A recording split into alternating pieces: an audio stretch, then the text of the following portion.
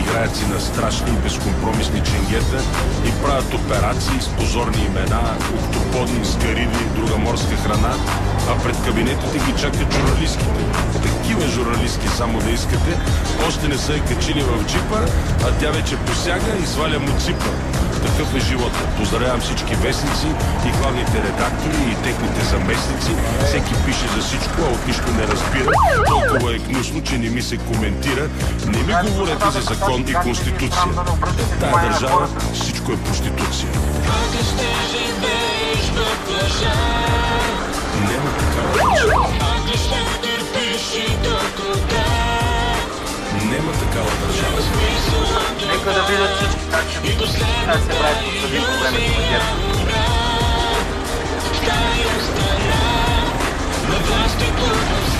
Добър вечер, уважаеми зрители. Спите ли? Колко данък ще вземат на народните водители? Двама-трима студенти уморено протестират. Няма шанс тук за тях. Най-добре да емигрират. Силиконов живот, силиконови цици, силиконови мечти и фалшиви политици. Всичките живеят в някаква тъпа реклама, в която свободата е сравнена с салама. Новините започват с дебат за бюджета. Ви дебати е пати, депутати и ментета. На трибуната качва се някакъв педерас. Педерас, но облечен във власт. В устата му глупости, в очите му злоба. Той тая власт ще изтиска до гроба. А щом свърши поредния смешен дебат, ще отиде да чука в студентския град. Нема такава държава. Нема такава държава.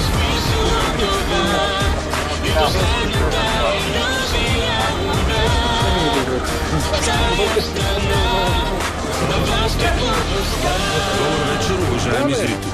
Спите ли? Или чакате да дойдат поредните спасители?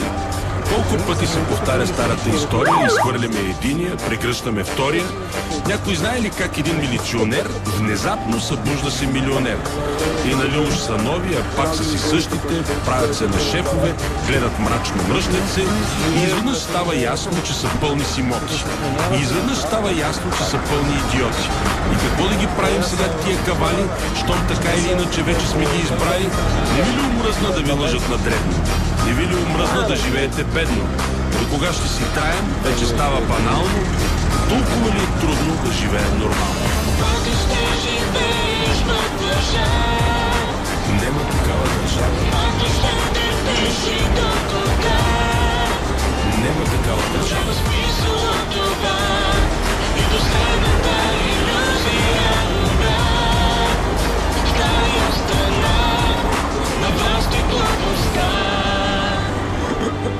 Абе, нема такава държава.